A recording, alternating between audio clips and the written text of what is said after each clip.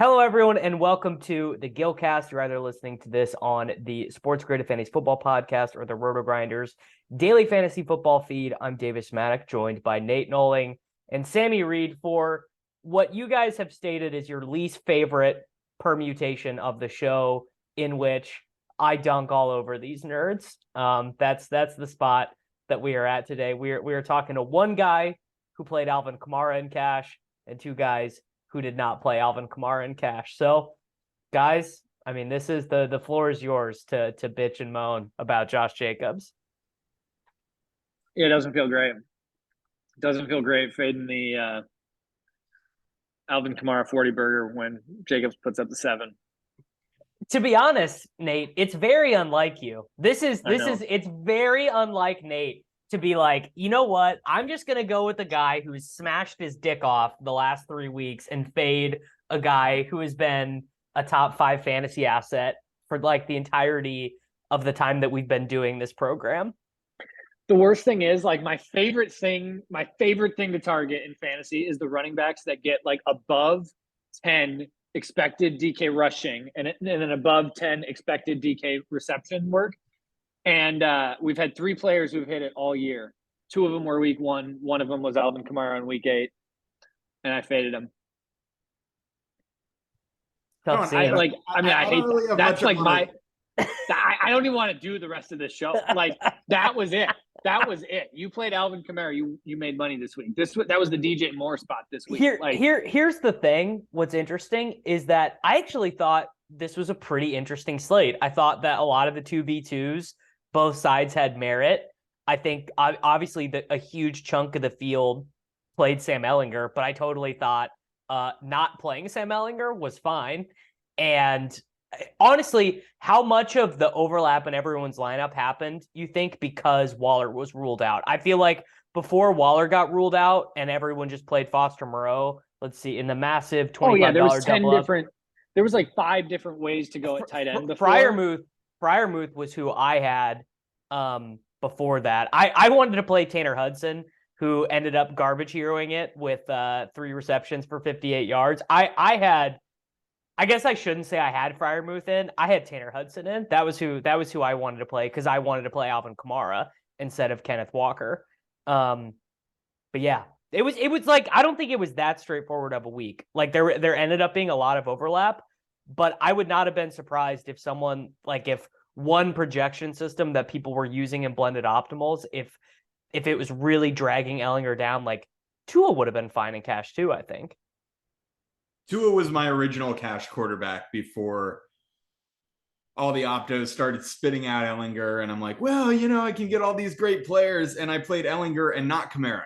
Like, what a goddamn fish I am. Like, unbelievable. Josh Jacobs, this freaking guy. Like, we should have known, Nate. We should have known. Everything goes right for Josh Jacobs when things are going well. But you ever heard of the vaunted New Orleans Saints rush defense? They're freaking good. And what happened when they started getting their asses kicked? They took Jacobs off the field. Does Alvin Kamara ever come off the field? No, he doesn't. Why did we play Josh Jacobs? It's like feels bad, man. It's like the other thing with Jacobs to me is like, this is actually a spot of like long-term biasing helping me out. Obviously has been killing me the last 3 weeks of like, I'm not playing Josh Jacobs at 30% owned in tournaments. And then he just rips off another 35 burger. But for so long, I have not been playing Josh Jacobs that I was like, I'm not paying more for Josh Jacobs than Alvin Kamara. I'm just not doing it. I mean, I'm just a damn idiot. Like, I have no excuses. Like, it's easy to be results oriented when Jacobs tanks and Kamara does awesome and scores his first 3 touchdowns of the year or whatever. But like, I think the reality is, Nate, we tend to like running backs who catch the ball. Has Jacobs been catching the ball more lately? Sure. More, but no one catches it more than CMC, but that's it. Yeah, and God, I think it was just a complete choke, man. I think it was a choke. It was one of those situations where, like, I kind of just went with the optos, and sometimes it's a little bit more of an art. Sometimes you got to just understand like the ranges of players. Well, so we haven't even talked about actually why I didn't play the blended optimal. So this is the team I played: Ellinger, Kamara, Pollard, Tyreek, Amon-Ra St. Brown, DJ Moore, Foster Moreau, Damian Pierce, and the Texans defense. Sammy played the blended optimal: Sam Ellinger, Josh Jacobs, Tony Pollard, Tyreek Hill, Chris Olave, DJ Moore, Foster Moreau, Kenneth Walker, and the Patriots defense. Nate, I think I had the same thing, except instead of Kenneth Walker and Patriots D, I think I had 49ers you had and Pierce. Yeah. Okay. So I swapped after the Kamara news. Well, it actually is looking really stupid right now, but I loved Pierce and played him a bunch of tournaments. And I mean, Damian Pierce got Josh Jacobs. Like, his team just got blown out. He sucked. Which to be fair to the Jacobs people and not fair to people like me who jammed Damian Pierce, the Texans totally airballing a game is like well within the range of way more than any other team, well within the range of outcomes at any given moment. So the reason why I played what I did, which was I don't even think this was a top 50 optimal, was I just wanted to play Amon-Ra St. Brown at 6,900. Really, my lineup was not even a function of saying that Kamara was that much better than Jacobs. It was that he was $400 cheaper, and I wanted to play Amon-Ra St. Brown. And I thought the $2,500 and $2,600 defenses, the Commanders, the Texans, and the 49ers, were all fine, like all playable. I didn't think any of them were like smashes, but they were all fine. But I'm kind of surprised Nate didn't like Amon-Ra St. Brown, because he's got to project for like 11 targets in your stuff in this game. He projected great, but Olave projected great too. That was the same thing. Yes, for sure. I really liked Amon-Ra, but I thought Olave was like the play. Like, Olave was the one that I couldn't get away from. I actually did look at a couple lineups and using that flex position for St. Brown. Yeah. Over the Kenneth Walker. Well, you could have done my lineup with Olave, played Amon-Ra St. Brown at flex, and then had a better defense. But it just was playing Amon-Ra St. Brown over Kamara. Yeah. I almost looked at 4 wide receivers, but I just felt like there was so much running back value that I wanted at least 3 running backs. But yeah, I mean, that's the thing. I don't have any problems with what won this week. Like, I have nothing to be upset about. Like, what won was a good team. Like, I just played bad. This show sucks. I mean, I feel kind of bad for playing Ellinger at the end. I mean, he ran 6 times. I guess if I know 4K is, there's a certain thing, like, when you look at the range of outcomes for players and then where 4K falls, that like his salary was so far from what it should have been that it's playable. I don't care what the outcome was. At 4K, I would do it again. I mean, Sammy, are you like you're more the min tight end guy? Yeah, I mean, I like paying down for quarterback too, and obviously 4K is just like it opens up everything for the rest of your lineup. But Tua was the guy that I had for a decent amount of the week, anyways. Because I just thought obviously this game was such a complete smash, and it kind of stunk the way that the slate broke down, that so many of these games, like, there weren't really many swaptions at the end. You know what I mean? Because I would have really liked to get off Ellinger, but in the end, it was like, oh, I can go up to Malik Willis and then go down from Kenneth Walker and go to what? I thought about Malik for like 30 minutes. Yeah, I seen your tweet, Malik Willis over Ellinger, but I mean, one of them actually is a runner. I didn't even consider playing Ellinger in tournaments. So, give a hand wave to what that is. Sometimes I think if you're not willing to ever play a guy in a tournament because you don't think he has the upside, why in cash? You know what I mean? I'll never balk at a 4K, guy in a dome against a pretty bad team. But I mean, shit, like I wish I had stuck with Tua, man. Tua it is what it is. I mean, he could have had a rushing touchdown at the end. They were second and goal from the 2-yard line and ended up kicking a field goal.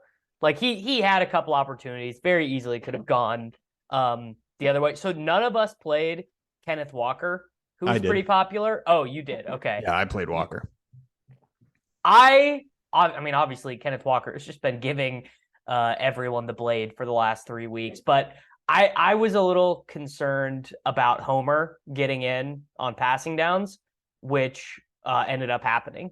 Which was another reason why. I mean, that's why I ended up playing Pierce, who did no fucking better. I was the way I feel about Walker is he's just so goddamn good. So good that he's like mini Derrick Henry. You know what I mean? He's like, okay, he doesn't really catch passes. Maybe he gets 1 or 2 there, but like I feel irrationally confident that he's going to break off a 60-yard touchdown irrationally confident. He didn't end up breaking off the 60-yarder. He broke off, I think, a 25-yarder in the end. But he still looks. I mean, he just physically looks different. Like watching him play. So yeah, I get it with Walker. I was a little scared with the Homer thing, but I think. Yeah, I'm not faulting. I think I'm not faulting anyone for playing the 5 guys who were playable. Jacobs, Kamara, Pollard, Walker, Pierce. I think honestly, the most frustrating thing about this week is looking at ownership percentages. I don't see bad plays. Like, yeah, there's really nobody to dunk on here. I mean, the top 10 ownership in the $25 double up: Tony Pollard, DJ Moore, Tyreek Hill, Chris Olave, Ellinger, Walker, Foster Moreau, Commanders D, Amon-Ra St. Brown, Kamara, Jacobs. Maybe unbelievable. Maybe, like, why aren't people playing Wandale? Well, like, Wandale was 19%. That's probably not great. Raheem Mostert was too high. I know he got all the rushing work, but like, yeah, he was totally unplayable in cash. He was totally unplayable in cash. Given, I think I would have probably played Michael Carter over him actually. You're tripping. Well, he was going to get all the receiving work, which is exactly what happened.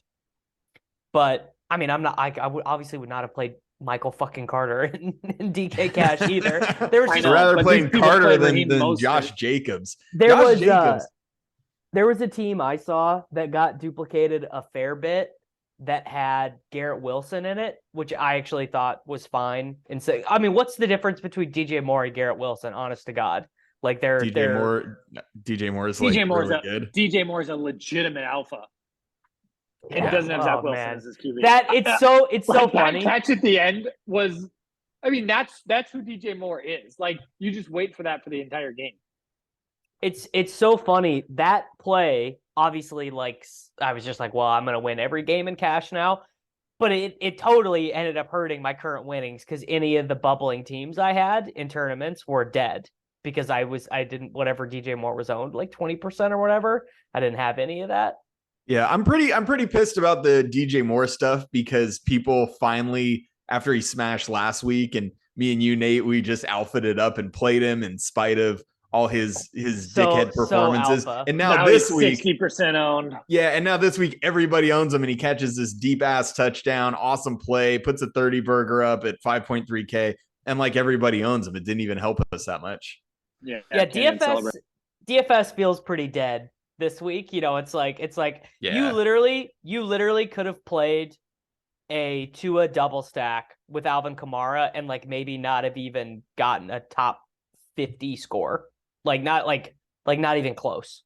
Yeah, it's pretty tough, man. And you know, I think at the end for Nate and I, like it really just came down to playing Jacobs instead of Kamara. Like that was it. Not really anything interesting to talk about. It's just I wish there was. I mean, certainly like with the run out that happened, you're like, damn, I'm such an idiot. You know, Josh Jacobs didn't have 150 total yards, I think, for the first time since week 3.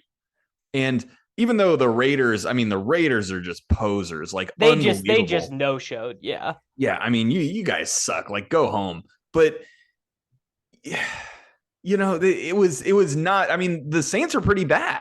The Saints came in like 2-5. It's like you didn't really expect the Raiders 33 points a game like the last 4 months or 4 weeks.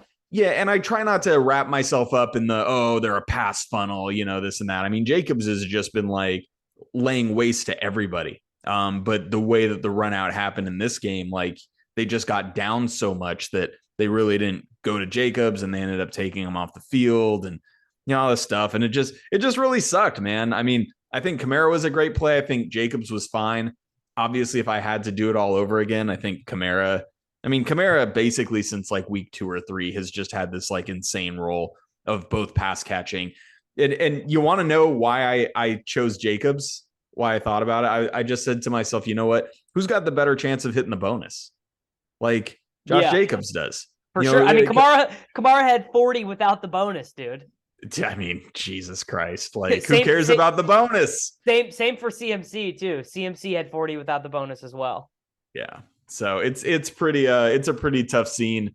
Just wearing it this week, and my family's gonna go poor because Josh Jacobs and the Raiders are just huge cuckleberries. Yeah. I mean, but so we actually talked about this a little bit each of the last 2 weeks in terms like the value of not being on like one of the 2 or 3 most duped teams. And I had 2 guys in my lineup who were I mean, this is such an insane thing to say given the state of NFL cash games, but Kamara was only 30% and St. Brown was only 12%. I wasn't doing that on like purpose or whatever, but I don't know. It's like there's kind of this added extra level of game theory, especially when you're playing double ups as opposed I mean, I'm playing one lineup and all the same, but like the value of not having the number 1 most owned team, just having, I feel like just not having that is value in and of itself. I think it's probably hard to quantify, and someone smarter than me, one of these dudes who runs all these sims or whatever would be able to more accurately and more eloquently state what the value of that would be. But just not having every dude in your lineup being 60% feels like, I don't know, maybe it's a feel thing, but it feels nicer. Well, I mean, we'll go back to the discussion because we had it last week. It depends on the field that you're playing. Like in 2017, that's probably accurate. But in today's DFS, it means you're giving up points. It means you're giving up points. No, all these players that are 60% owned are the right plays. Like the field is objectively sharper than they used to be. It just is. I mean, we just went through the top 10 owned. Like if you don't play those players, you're giving up points. Yeah, and Davis, I really did like Amon-Ra this week. I had him in a decent amount of tournaments, etc. I can't get this fucking guy right. I mean, it's like I fade him in the week he gets 30, play him the 2 weeks he leaves injured. He was fine this week. Like not like, whatever. Yeah.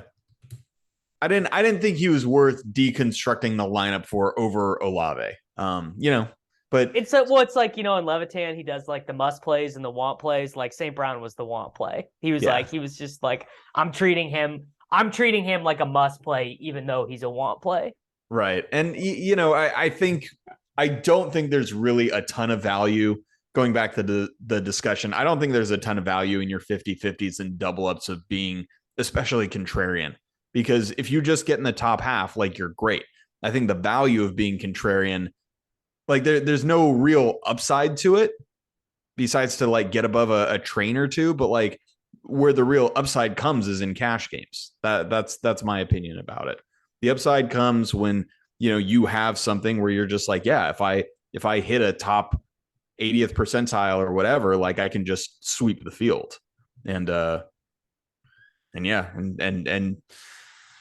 even win. I guess you did it. I mean, I didn't even win every game. Like normally in a week like this, you'd be like, oh, well, you won every game. And it must have just been because people played Tua. Well, I guess, yeah. Tua, any 5K wide receiver. I think some people played Foreman too, which is like what, I mean, I don't know. I couldn't have done it, but boom, it's a smash show. Props to anyone who played Foreman. When Chuba got ruled out, I think I probably should have thought more about Foreman in tournaments. I played him. I played him. I played Foreman in both my tournament teams. I thought he was like the pivot off the obvious running back. Yeah, I played him in a lineup that had Devontae Adams and Malik Willis. So that lineup did not find its way to the winner's circle. Adams. I mean, this game script, if Josh Jacobs doesn't do what Josh Jacobs does, you would think Devontae Adams has to get 15 targets and 10 receptions, right? Oh, yeah. I mean, the to Raiders. Have this run out in cash and get killed by Jacobs, and then to have Devontae in all my tournament and just to get smashed on that was, I mean, I literally got hammered from both sides of this freaking Vegas. They ran a train on old Nate. By the way, just you didn't mention it, but Davis scored 198.14. I scored 158.14, and Nate scored 149.1. So Nate with the basement. Tough. I mean, I think my swap team was in there, but it wasn't even the thing is though, is like because my tournament teams were obviously suffering so poorly as a result of the Tua explosion. It's like it just doesn't even matter. It literally did not even matter. Like I wasn't even having a good time because that's where we're at. You know, we all want to win first place in these tournaments, and it's just like, you know, I keep galaxy braining myself. I'm surprised because there's no Chiefs on the slate. I thought you might big something. Well, so I played a little bit more than usual this week because I kind of like the slate. So I'll go through two teams that I played. One being I played a bunch of Miami, Detroit stuff just to try and capture that. My best one, this one was in the $27 single entry. Tua, Swift, Foreman, Tyreek, St. Brown, Waddle, Gesicki, Van Jefferson in the flex with a nice little 0. Smooth. Panthers defense with a 5. So that was like the only way I saw to get semi-contrarian with that game was to play Swift on the Lions and Gesicki on the Patriots. They both scored, but we're not even close. But the ownership on those just guys, wait for my tournament teams because there is a different way to get exposed. There is. So the ownership on this team, I mean, it wasn't as insane as I thought. Tua, it is still pretty bad, right? Because 20% of the field makes money, right? So you got Tua at 19%, Tyreek at 30%, Waddle at 20%. So then basically your whole thesis comes down to, can DeAndre Swift at 8% and Van Jefferson at 9%, that's horrible. Van Jefferson at 9%, got to be the worst play I've ever made. I mean, that is fucking horrible. That's a Nate Sammy Watkins type of play. Okay. Let me explain that play though. The only reason that play was the percent it was is because there were no receivers under 4,500 maybe this week that were playing. It was Tyquan Thornton and Van Jefferson. That was it. There was 2 guys that all of those optimizers. Yeah, it doesn't make it any better. Like obviously I should have just done it literally anything else other than that. Yeah. Because then you're overlapping, so 20% of the field has the same stack as you, and then of the people playing that stack, maybe 3% of the field also has Van Jefferson. So then you're like 2v2ing people at defense to try and win $100,000 like that. That's bad. I don't know. I guess maybe other people are doing it. And then I'll eat this shit. This is this awful team I played in the SPY. Malik Willis at 4%, Dameon Pierce at 6%. I played Pollard on every team. I was like, I said on the Soulcast, I said, you don't get to Christmas morning and then not open your presents. So, so it's like, I wasn't going to get Tony Pollard as a 10-point home favorite and then be like, you know what, for game theory reasons, I'm going to play David Montgomery as the direct. And it's like, no, I'm just going to play Tony Pollard. Yeah. St. Brown at 21%, Waddle at 26%, Olave at 33%, horrible. Moreau only ever checked in at 10%, so I think he was still pretty strong. Then Kenneth Walker at 20%, 1% owned Seahawks defense. But the thinking was basically just like, if you play Malik, you can play whatever you want, because if he gets a tournament winning score, you're gonna be bootlegging people. You're gonna have people dominated because, like, I don't know, like, if he scores a 50-yard rushing touchdown or whatever, you're crushing people that played Tua because you have an extra $1,200 of salary. Yeah. I liked playing Willis. I didn't do it, but I thought it was a good idea. Well, he threw one pass attempt in the second half, and it was a throwaway. It was so I avoid a sack play. Yeah, So- his job was Don't to feel get the confident ball. that he wrestled the starting job away this week. His job, No. his job was to hand the ball to Derrick Henry. Yeah, if you spent fab on Malik Willis this week, like me, GZ. All right, Nate, tournament team. All right. So like you, the goal was to get exposure to Miami, Detroit, and be different. So my main stack was I went Goff, Amon-Ra St. Brown, and then I went Reynolds because I thought Reynolds, without Shark, I think Reynolds to me provided like the upside at low ownership in that game that I thought could be different. I thought I looked at Swift a lot, but I didn't think Swift was, I don't know, his health concerns I didn't feel as confident as I did in Reynolds being out there. So went Reynolds and then brought it back with Gesicki. How many weeks in a row can Khalif Raymond own Nate's soul? Yeah, it was still thing to watch Khalif Raymond, number 11, get all that work.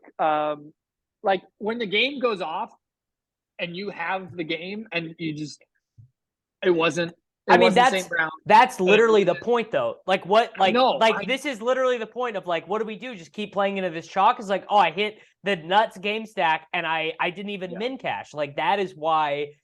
So despite getting our asses just handed to us week after week, I'm still doing shit like playing Malik Willis at 4% because it's like literally what's the point?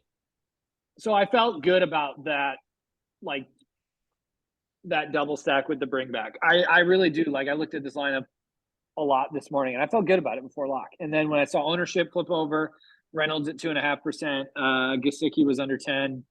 I felt fine about that. And then my leverage play was Devontae Adams. I had Devontae Adams in all my tournament teams because I thought, and again, Sammy, you talk about this all the time. When you're trying to get leverage off a position in cash, maybe you just should be looking at that position in cash. So I thought, what's the best way to get leverage off of Jacobs? And it's going to be Devontae Adams. Devontae Adams was single-digit owned, felt great. Nothing happened, and that was my spend up. So killed my lineup. I also went with Pollard, Foreman, Kittle, and Patriots D to finish it off. But yeah, Devontae, not great. It's sharp, man. I like that lineup. I played him too. He was sick all week with the flu, so I do wonder if that is playing. Like, I wonder if I'm not fading guys for the flu. When I see, but I wonder. It literally doesn't change anything to me. Like, well, what I'm saying is they're down. What were they down? 21-0 at halftime, and they're just and Adams is like, I'm not fucking running these routes. I don't think it was like he might have had one target at half. I mean, it was nuts. Nate, you don't have an influenza input in the model? No. Oh, no, dude, you need to update that thing. Yeah, Jesus. All right, Sammy. All right. My best tournament team was, I think this was in the red zone. I played a Jalen Hurts single stack with. I had some Hurts stuff out there too, which again, hilarious. He didn't even matter. I mean, Hurts was like drawing dead to be 4 touchdowns, drawing dead to be in the optimal. Don't even matter. Yeah, I had Hurts single stacked with AJ Brown, and I brought it back with Freiermuth. Yeah, I thought a bring back in that game was 100%. You had to do it because they were never going to throw 40 times unless Pittsburgh scored some points. Right. Yeah, and yeah, they'll just run it down, and I thought about some Pickens as well, but. In the end, I liked that's who I played as my bring back, and he had a 0. Yeah, in the end, I did enjoy like just taking care of the tight end spot for pretty cheap, a guy that we probably would have been looking at really heavily in cash. If Waller had played. So I like the Hurts and Brown and Freiermuth bring back. I played Pierce and the Texans defense as a little correlation. I did play Tony Pollard. I ate the chalk with DJ Moore. He was 29% owned. I also got some Darnell Mooney in this lineup.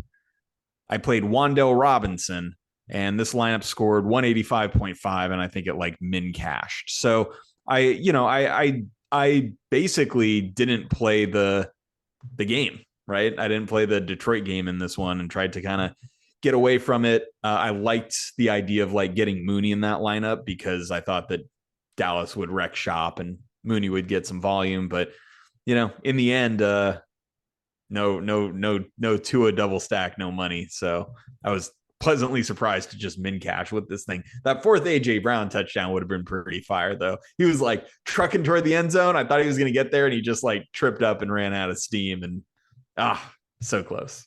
The team that won the big spy, the 100K to first spy, had 2 players under 13% owned, which was Garrett Wilson at 7%, the Cowboys defense at 6%, and it had more players over 25% owned than fewer players under 25% owned.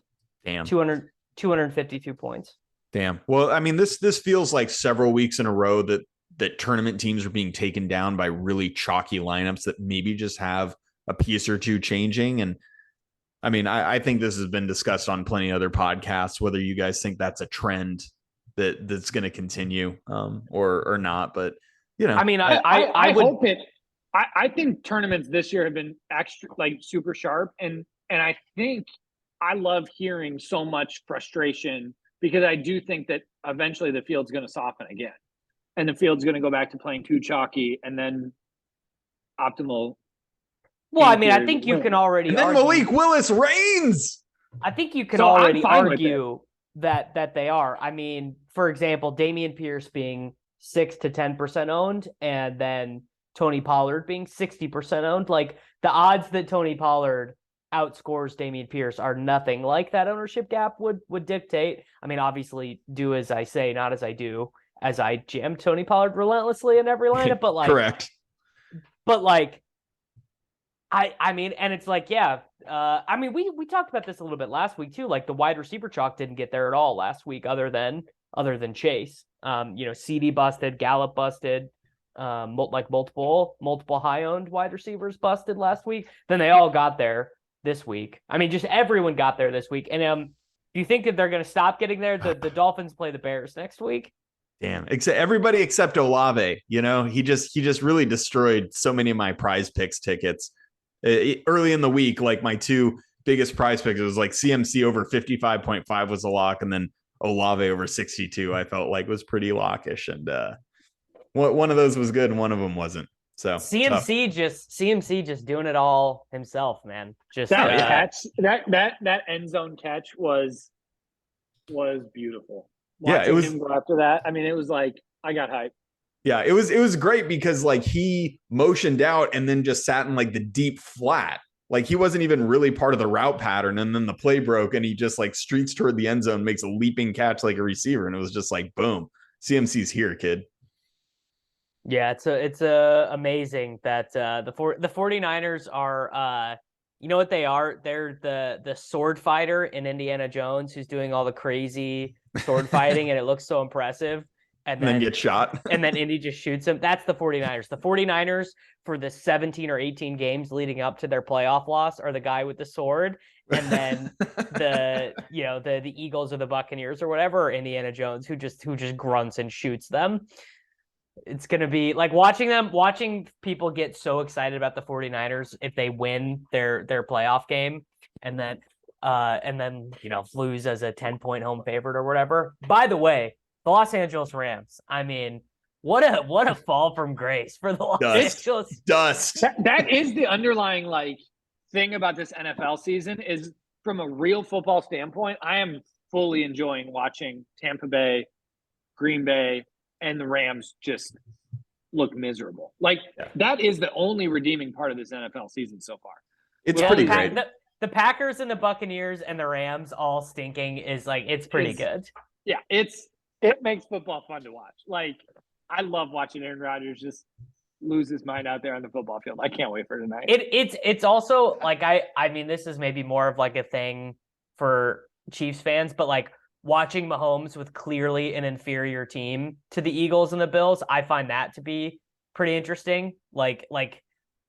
Basically the guy goes out there and MacGyvers his way around to 303 with like McCole Hardman gadget plays and stuff, you know, and then you watch Josh Allen and it's like, and there's another guy who's wide open, you know, and that guy's wide open and you know, AJ Brown is just like the guy is just destroying worlds. And yeah, we can throw the Steelers in there too. I'm a Steelers fan, but like Tomlin has this streak of never having a losing season. Yeah, they're always there, and the Steelers are essentially the worst team in the league. Maybe Oh one no, of the bottom three. The Texans are the Yeah, worst. I mean the league. Steelers are like bottom three, right? So For all the Yeah, for all where the are you talk at? this offseason about Tyreek and Mahomes, to be able to watch both of them leave and get better, like both Yeah. of them are now more affirmed as like who they are and their talent Yeah. level than together. It's crazy. I mean, Tyreek is a freak. Tyreek is insane what he can do. He's better. His volume his now is better than he's ability ever gotten. his ability to make those awful Tua throws turn into like 40-yard gains is unbelievable. It's insane. And then obviously Mahomes is also like playing out of his mind. So it's fun watching players like that you think are relying on each other just go and dominate elsewhere versus Rodgers and Devontae. Where are you at on Pickett, Sammy? Are you like we got to give this guy another year, or are you're already ready to move on? Dude, I spent 4 hours the other day in the middle of the night after the kids went to bed researching the college class of quarterbacks this year. I'm like, who could we get? He's no Fields. Fields looking like a competent NFL quarterback is pretty fun. Fields has it. I don't think no, people realize he you still put him around a better team. He has it. I mean, that's always been my opinion, so I try not to vacillate too much. But like some of the decision-making stuff, he's got a way to go. No, he's got it. The talent is there. Honestly, I love watching Fields. That team is terrible. The team is absolutely terrible, and he does things every single week that on any other team it's all we would talk about every Monday. Well, that used to be what people would say about Carson Wentz, is they'd be like, no one can make these throws like Carson Wentz. If Patrick Mahomes did this thing that Carson Wentz did, it would be leading Sports Center. So I'm a little bit hesitant to get into that. I mean, I think the designed rushing obviously has opened things up for them a little bit, and he still makes some pretty head scratching stuff. He takes too many sacks too, which is something that guys can get better at. And like it's honestly, but he's also got the worst offensive line in the league. And like this week, he faced Dallas. Dallas has like the best. Yeah, but people make those excuses for Joe Burrow all the time, and I'm not like, if I'm not going to give Joe Burrow that, I'm not going to. I'm not giving Joe Burrow an excuse because he's on a historically incredible offense. Like Jamar Chase, T. Higgins, Tyler Boyd, and Joe Mixon. Hayden Hurst. I mean, he literally has weapons at a historical level. Like, hey, speaking of weapons, Davis. Just give me an estimate from week 10 on how many of your main tournament teams will have Kadarius Toney on them. So assuming he's priced like reasonably to begin with, like 4.7K average. Oh, well, I'll have 100% of him next week. I don't even know who the Chiefs play, but I'll have 100% of him. And then assuming that he plays like a limited role and goes like 4 for 63 and a touchdown, then I'll have 100% of them the next week, probably up until like 7,000, I would guess. I mean, it's like, here's the thing. Until 7,000. If Kadarius Toney is the guy who he was in his breakout game against the Cowboys, and he's that guy on the Chiefs offense, then he is going to be unreal. I don't know if he can be that guy. I mean, he might show up and re-injure his hamstring, and we might never hear from him again. He's played something like 5 NFL games, I think. Something insane, right? No, he's played a few more than that. He has played. No shit, you're right. 5 NFL games. Wow. Wow. Okay, 5 NFL games. These are his stat lines. 5 snaps in his first game, 2 targets. Plays 46 snaps in the third game, 2 for 16, 6 for 78, 10 for 189. Oh, this is wrong. He's played in more than 4 games. Whatever. He's good. He's really good. Yeah, you're throwing the stats out. They don't fit your narrative. We got to get rid of them. These stats are wrong. He has an insane targets per route run, but like also any guy who can like move on the Giants would have an insane targets per route run. So yeah. I don't know. It was clearly, I think, a good gamble. I think the biggest thing that trade says is that Sky Moore is not ready to play this year, and they never paid be. for him. They paid for him. Like a 3rd and a 6th is an actual price. Yeah, the Giants getting that, to me, that's the like steal of the whole thing. Like the Giants may be sharp, like they're getting value, for a guy like that and then somehow winning games? Like, I mean, yeah, but the they have extra draft picks from the Tyreek trade though, too. And you can only like your roster can only have so many guys, and you have to pay the supplemental picks. No, like they've received picks for Tyreek Hill. They got a first and a fourth for him. Gotcha. All right. I mean, I don't have a ton of faith, but man, I'm definitely stashing. It's also this like is going to be our worst show ever. We have talked way too much real football. The listeners. I mean, what did people want us to what do? Be happened like to this show? What did they want us to do? Be like, yeah, Alvin Kamara, that guy sure is good. Josh Jacobs, tough scene. I have some more prize picks takes if you guys want them. But no one wants that. All right, let's get out of here, boys. We will all be back next week, and I'll be back with the Waiver Wire show here in a couple days. See y'all then.